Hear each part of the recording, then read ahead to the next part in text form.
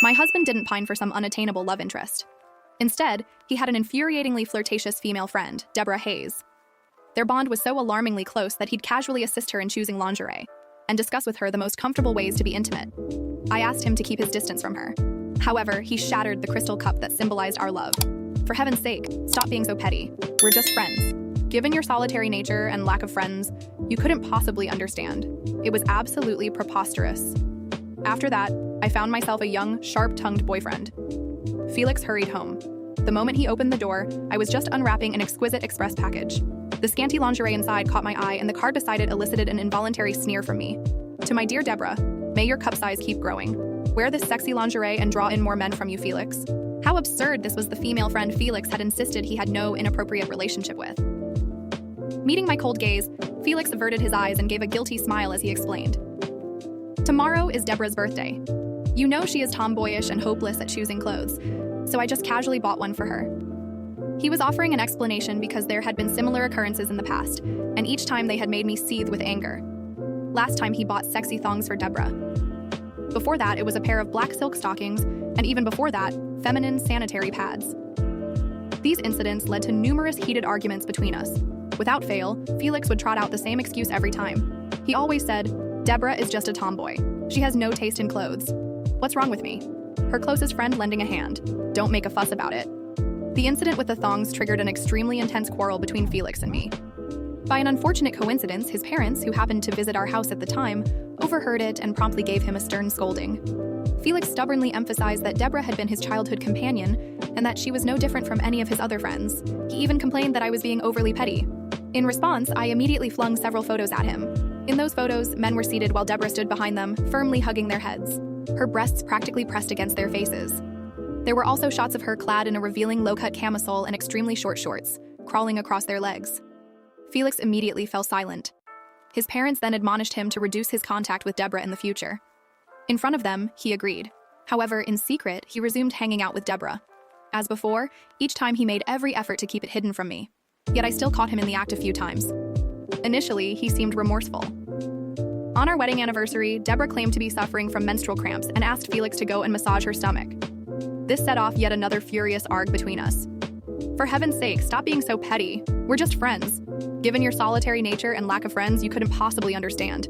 He smashed the crystal cup that once represented the love between us and stormed out, slamming the door behind him. As I stared at the mess on the floor, a wave of fury surged through me, and I ripped up the plane ticket I'd prepared for him. Then I went to the Arctic alone. People always talked about the so-called 7-year itch in marriage.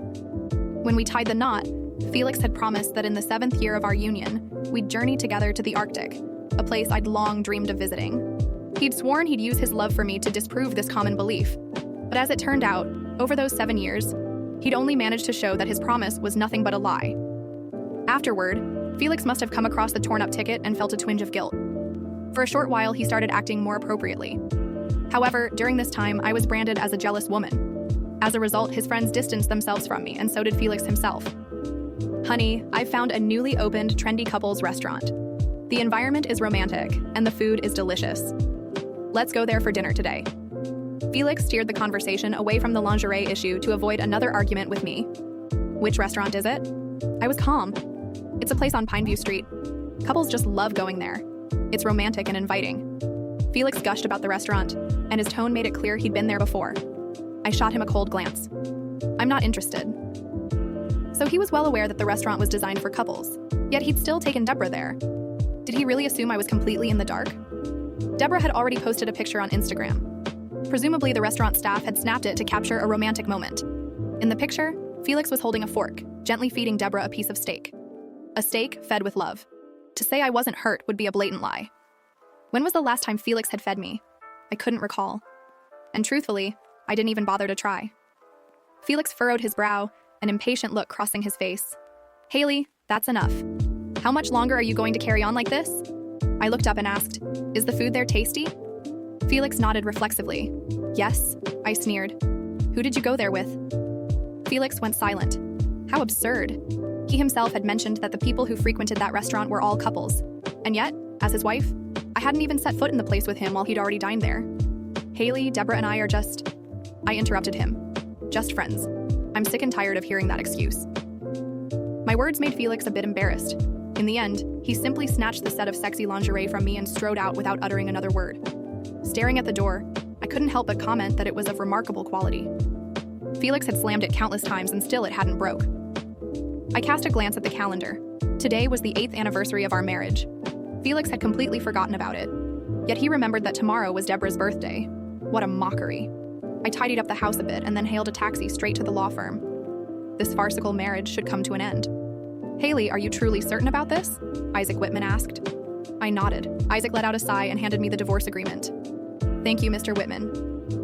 Isaac had been my lecturer at university. He had always been convinced that I was destined to be an outstanding lawyer. However, against all expectations, I ended up as a housewife. "That's good. This marriage has really taken a toll on you." I offered an awkward smile and didn't refute it.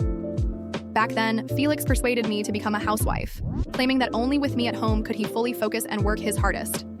My emotions overcame my reason. I gave up the chance to sit for the bar exam and embraced the role of a housewife instead. It was undeniably my own misguided decision, and I had no one else to blame. Isaac chided me for a while, and then he pulled out a form and presented it to me. "Now that you've decided to get a divorce, retake the bar exam. Join my firm in the future. Given your capabilities, it's a cinch." I gazed at the form with a rueful smile. "Mr. Whitman, I haven't engaged in legal matters for 8 years." Isaac slapped a pen down in front of me, his manner firm. "Then start relearning. I'll assign someone to assist you. He's your junior. You can learn from him." It was a young, vibrant, charming man in his 20s, Haley. "Hello. My name is Oscar Wellington." Felix was widely acknowledged to be extremely good-looking during his youth. However, Oscar was even more stunning than him. Anyone who ran into Oscar on the street couldn't help but look back at him frequently. No wonder men were often drawn to young and fresh-faced girls. Young people truly could bring joy to others. As I observed Oscar, his face beaming with a bright, innocent smile, it was difficult to reconcile this lively demeanor with the solemn profession of law. He was enthusiastic when he caught sight of the divorce agreement in my hand. His excitement seemed to surpass even my own. When you find yourself with the wrong person, it's crucial to part ways with him in time. You should get rid of such an unappealing middle-aged man without hesitation to avoid squandering your precious energy. Somehow I sensed that Oscar had an inexplicable hostility towards Felix. He must have cheated on you. Right? He neglects his beautiful wife and fools around with Abby Cheat. Isn't he afraid of getting into trouble?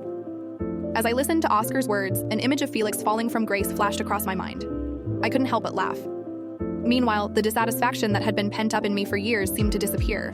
An overwhelming sense of relief washed over me as like attracted.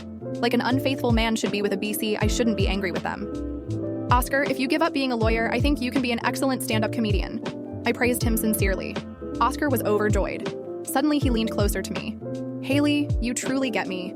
My second wish is to do stand-up comedy, especially the kind where I can mercilessly roast people." His unexpected approach made my heart flutter inexplicably. It had been ages since I'd been this near to a man. Indeed, Felix and I hadn't had much physical contact for a long while after we got married.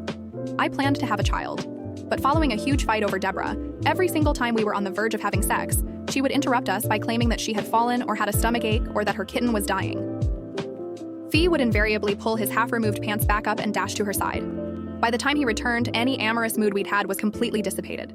Felix would always patently apologize to me, insisting that he saw Deborah as a friend and a younger sister, and that he felt obligated to take care of her. Besides, he would ask me not to overthink it, and promise that if there was a next time, he absolutely wouldn't go, but men's promises often turned out to be empty. I sat alone at the law firm's sparse conference table, the divorce papers now signed and sealed, the last vestiges of my crumbling marriage scattered like shards of that once cherished crystal cup. Outside, the city bustled with the indifferent rhythm of everyday life. But inside my mind, the cacophony of broken promises and bitter memories roiled incessantly. Even as I gripped the cold paper in my hands, I felt the lingering weight of the past, a past filled with endless arguments about Deborah, those ridiculous gifts, and the ever-repeating justification that Felix had insisted was just friends. It wasn't merely the betrayal that stung. It was the slow disintegration of the dream I'd once held dear. I recalled the icy gleam in Felix's eyes whenever Deborah's name surfaced, and the hollow echoes of his apologies, each one sounding more rehearsed than the last.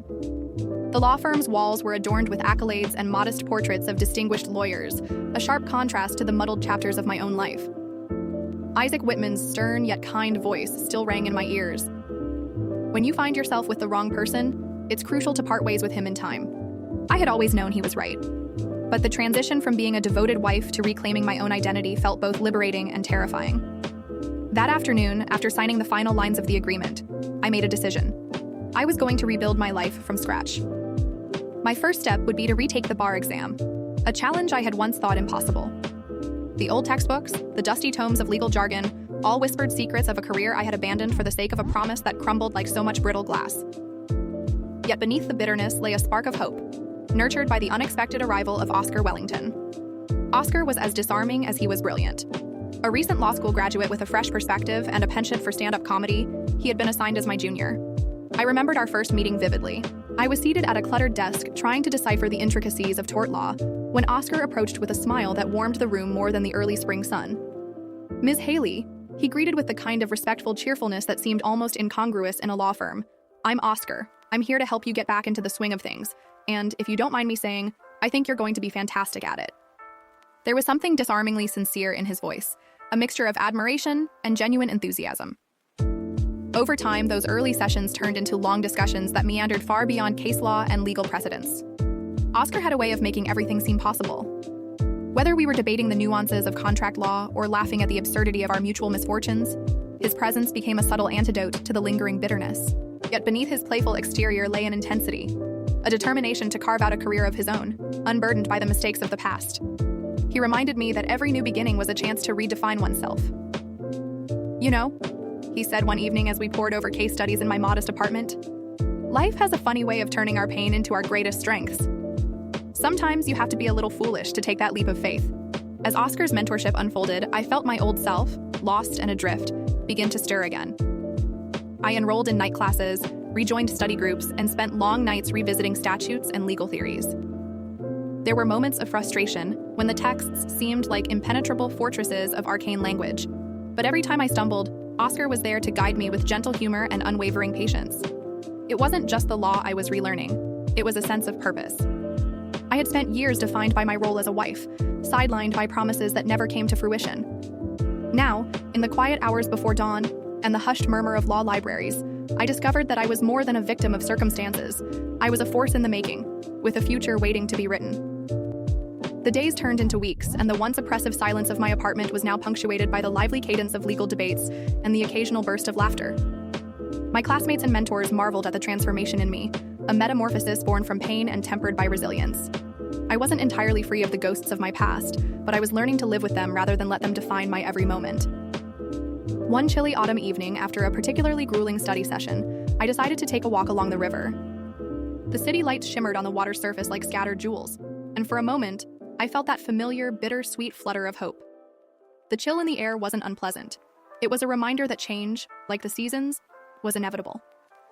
As I strolled along the embankment, I recalled Felix's face, the furtive glances, the hushed apologies, and his eventual resignation. I could almost hear his voice echoing in the alleys of my memory, pleading for understanding that I had long since decided to withhold. Yet, in that moment of solitude, I realized that forgiveness was not about absolving him of his faults. It was about freeing myself from the shackles of lingering resentment. A few blocks away, I encountered a small cafe, its warm light spilling onto the sidewalk. The comforting aroma of roasted coffee beans beckoned me inside, and I settled into a corner with a steaming cup of cappuccino. There, amidst the low hum of conversation and the clatter of dishes, I met Lydia, a woman with kind eyes and an empathetic smile. Lydia was a regular at the cafe, a freelance writer who spun tales of resilience and transformation from the scraps of everyday life. "Rough day?" she asked gently, noticing the haunted look in my eyes. I hesitated, then replied, "Not exactly rough, more like complicated." Her eyes softened with understanding. "Sometimes the most complicated days lead to the most beautiful journeys. Trust me, I've had my share." Her words, simple yet profound, resonated with me. I found myself sharing fragments of my story: the divorce, the betrayal, the painful rediscovery of who I once was. Lydia listened intently, her nods and murmurs of empathy, a silent reassurance that I wasn't alone. In that unplanned conversation, I realized that healing wasn't a solitary pursuit. It was a communal endeavor, a mosaic of shared experiences that made us all a little less broken. Oscar's proposal to explore stand-up comedy was, at first, nothing short of ludicrous. Me, a former housewife with a battered heart and a newfound career in law, taking to the stage to roast strangers? It was an idea that oscillated between absurdity and liberation.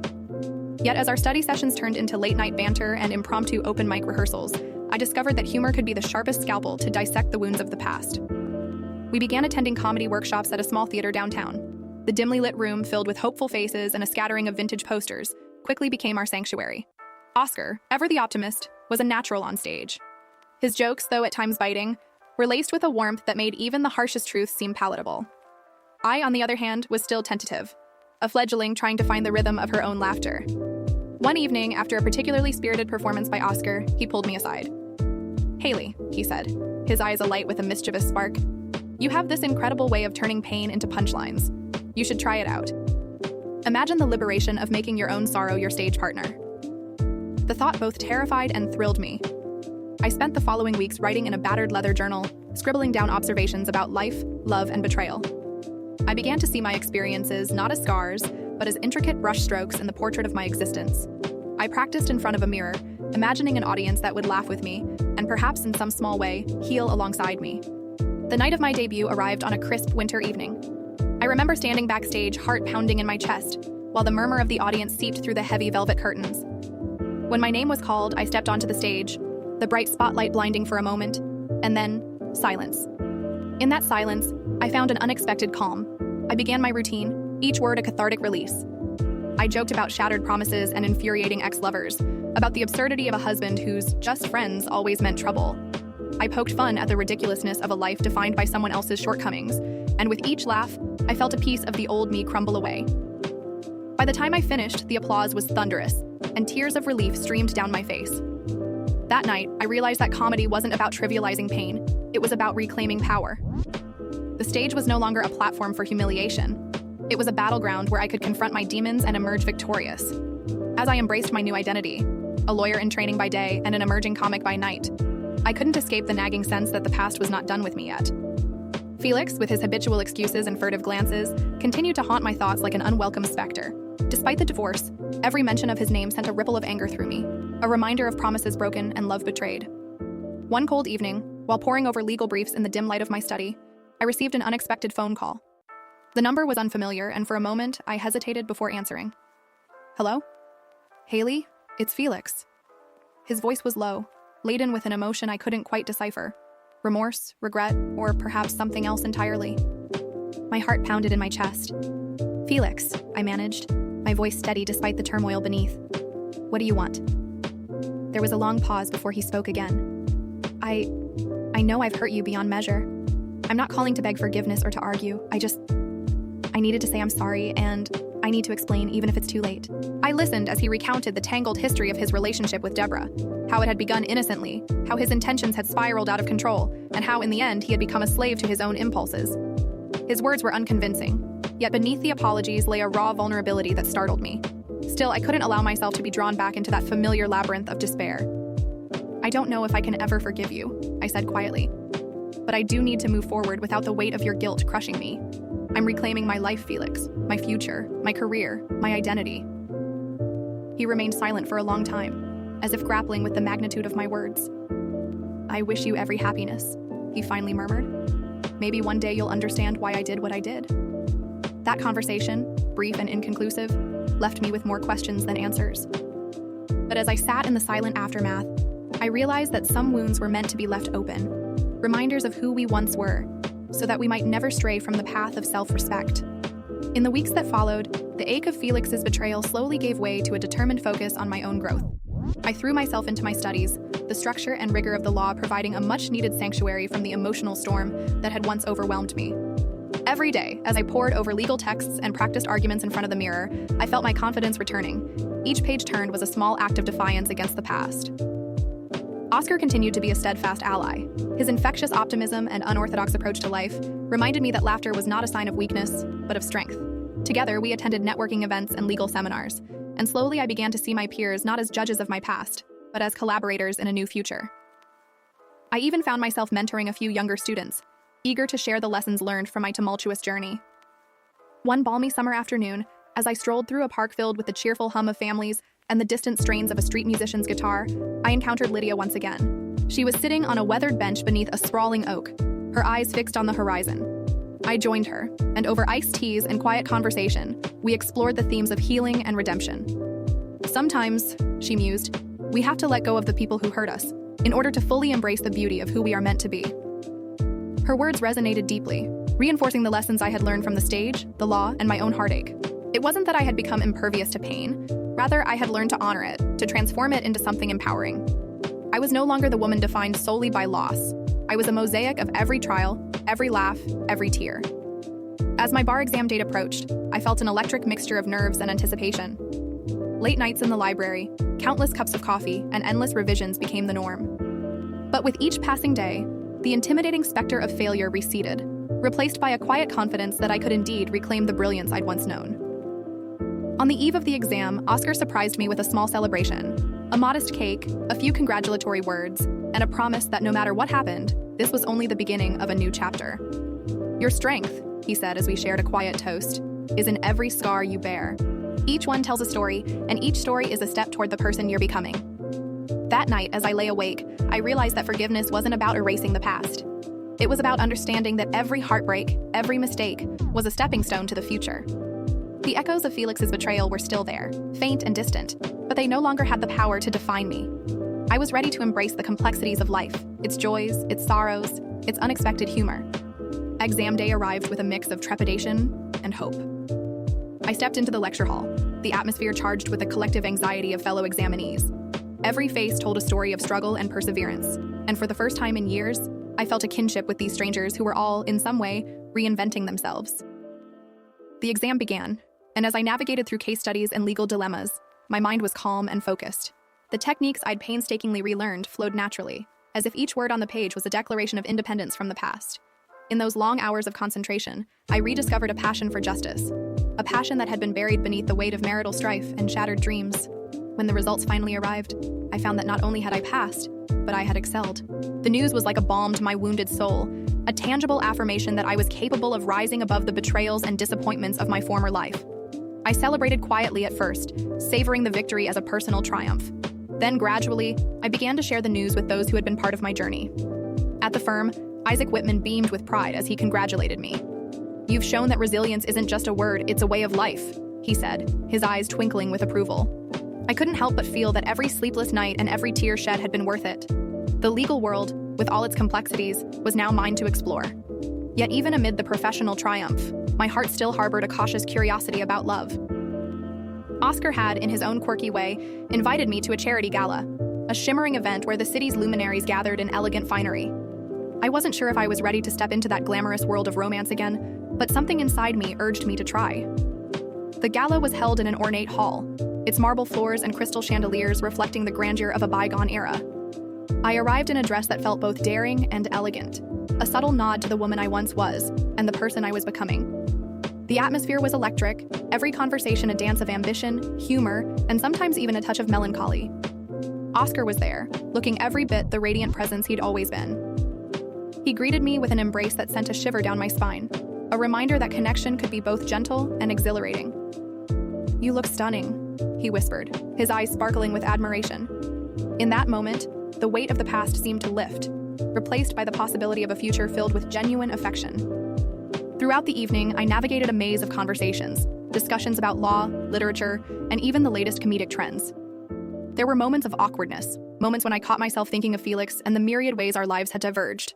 But each time, Oscar's warm laughter and insightful remarks pulled me back to the present, to the vibrant tapestry of new relationships and rediscovered passions. During a quiet intermission, we found ourselves alone on a balcony overlooking the glittering cityscape. The night air was cool, and as we talked, I felt an unspoken understanding pass between us. "I've learned that love isn't always the grand sweeping romance we're promised in the movies," Oscar said softly. "Sometimes it's messy, flawed, and downright absurd, but that's what makes it real." I nodded, the truth of his words resonating deeply. I had once believed that love was a neat, predictable equation, but life had taught me otherwise. I used to think that losing someone meant losing a part of myself, I admitted, but now I see that every loss is a lesson, every betrayal a stepping stone to something greater. Oscar's gaze held mine for a long moment, as if he were trying to imprint that understanding onto my soul. "We all have ghosts," he murmured, "but it's up to us whether we let them haunt us or help us grow." That night, beneath the vast expanse of stars and amidst the gentle hum of the city, I allowed myself to believe in the possibility of a new beginning. The pain of the past would always be a part of me, but it no longer defined me. I was forging my own path, one that celebrated both the scars and the triumphs that had brought me here. As summer faded into the cool embrace of autumn, life began to settle into a new rhythm. My renewed dedication to law and comedy blended seamlessly with quiet moments of introspection. Yet, despite all the progress, I couldn't entirely shake the feeling that unresolved questions still lingered, particularly those surrounding Felix and the role he had played in my life. One crisp October morning, I found myself standing outside an old, weathered building that once served as the venue for our many marital arguments, a symbolic relic of the life I had left behind. I had received an invitation to a small reunion for former colleagues from a long-forgotten chapter of my past. It was there, amidst familiar faces and echoes of shared memories, that I came face to face with Felix once again. He looked older, his eyes tinged with regret and weariness, a man who had seen the consequences of his own choices. Our conversation was tentative at first, measured and laced with the awkward politeness that only distance can foster. "Haley," he said softly, "I never meant to hurt you so deeply.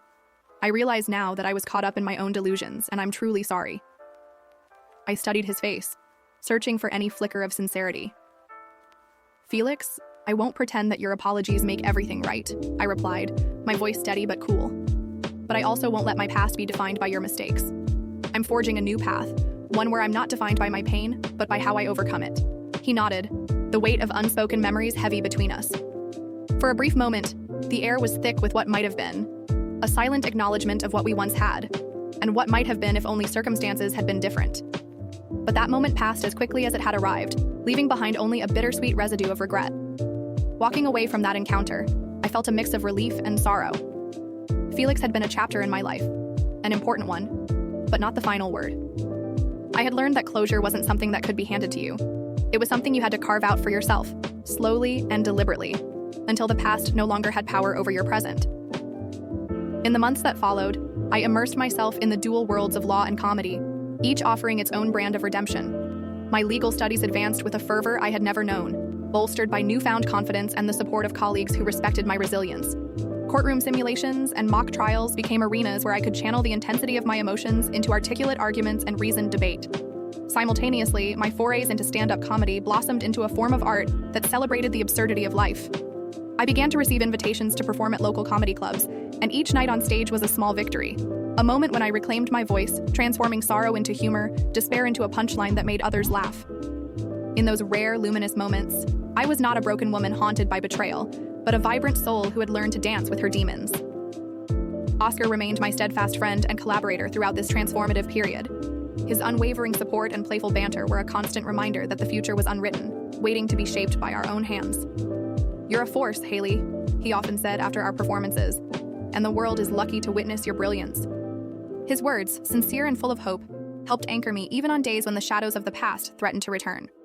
One evening, after a particularly raucous comedy set that had the audience in stitches, I found myself backstage with a mix of exhaustion and exhilaration. The camaraderie among performers was palpable, a shared understanding that for a few hours each night, we were all united in the pursuit of joy, however fleeting. In that moment, as I caught my reflection in a cracked mirror, I realized that the woman staring back at me was not the same one who had once wept over a shattered crystal cup. I was stronger, wiser, and infinitely more capable of laughing in the face of adversity. Time marched on with relentless determination, and as the leaves turned to gold and crimson, I found myself at a crossroads. My divorce was final, my bar exam a triumphant victory, and my budding career in law was steadily gaining momentum. Yet, amid these professional successes, there remained an undercurrent of vulnerability, a longing for something more, something that transcended the temporary rush of adrenaline on stage or the rigorous debates in the courtroom. It was during one of those reflective moments, in the quiet solitude of an early winter morning, that I realized the true measure of my journey wasn't in the accolades or the applause. It was in the quiet triumph of self-acceptance. I had faced the worst of betrayal, embraced the uncertainty of reinvention, and emerged with a soul that was unafraid to laugh at its own scars. I began to document my journey, scribbling down anecdotes, reflections, and the odd punchline in a worn leather journal. Each entry was a testament to my growth, a reminder that every setback had been a stepping stone towards the person I was becoming. I wrote about the absurdity of loving someone who couldn't love you back, about the liberating power of a well-timed joke, and about the bittersweet beauty of starting over. In sharing these reflections with a small, supportive community, both online and in person, I discovered that my story resonated with others who had experienced similar betrayals and rebirths. It wasn't long before I was invited to speak at local events, to share not just the legal intricacies of my newfound career, but the raw, unvarnished truth of my emotional journey. I learned that vulnerability was not a weakness, but a bridge that connected me to countless others who were seeking to redefine their own lives. As winter melted into the promise of spring, life began to present itself in a series of small miracles. Court cases that once seemed insurmountable were won with quiet dignity, and each success in the courtroom affirmed that justice, both legal and personal, was attainable. I found solace in the idea that, though the past had scarred me, it had also taught me to value every moment of triumph, however small. Oscar and I continued to explore the delicate dance between friendship and something deeper, a connection that was forged not by grand gestures or sweeping declarations, but through shared laughter, honest conversations, and an unspoken promise that we would always be there for each other. There were still moments of uncertainty, whispers of the old wounds that occasionally surfaced, but those moments were met with gentle humor and a steadfast commitment to moving forward. One bright spring afternoon, as I stood outside the courthouse after another victorious case, I felt a quiet surge of gratitude for the journey that had brought me here. I recalled the painful memories of broken promises and bitter goodbyes, and I marveled at how those very experiences had sculpted me into someone unafraid to stand in the light, to speak truth to power, and to find joy even in the darkest corners of life. In a small celebration that evening, with Oscar, a few supportive colleagues, and Lydia joining in a modest dinner, I raised a glass to new beginnings. To the beauty of starting over, I toasted, my voice steady and sure. May every heartbreak remind us of our strength, and every laugh be a victory over the past. There was a pause, a collective acknowledgement of the truth in those words, before laughter and clinking glasses filled the room. In that moment, I felt a profound connection to everyone present, a shared understanding that life, with all its absurdities and imperfections, was ultimately a mosaic of joy, sorrow, hope, and resilience. Looking back on the tumultuous years that had led me to this point, I realized that every shattered cup, every bitter argument, and every painful goodbye had been a necessary chapter in the story of my life. The betrayal of Felix, the cruel irony of Deborah's meddling, and the echoes of a past I could no longer deny had all given way to a future filled with promise. Today, I continue to straddle the worlds of law and comedy, a dual identity that reminds me that life is never simply black or white. Every case I argue in court, every joke I deliver on stage, is a testament to the transformative power of pain and the resilience of the human spirit. I've learned that while the past may never fully disappear, it can be reinterpreted, reimagined, and ultimately transformed into a source of strength. Oscar remains a guiding light in my life, his unwavering belief in me a constant reminder that love, in all its messy forms, is worth embracing. And though there are still moments when I catch a glimpse of my former self, a vulnerable woman haunted by memories of what could have been, I now greet those moments with a gentle smile and a quiet assurance that I am, and always will be, the architect of my own destiny. As I write these words in the twilight of another day filled with both challenges and triumphs, I am acutely aware that my journey is far from over. There will be more obstacles to overcome, more laughter to share, and more heartbreaks to mend. But each step, each misstep, is part of the beautiful, sprawling narrative that is my life.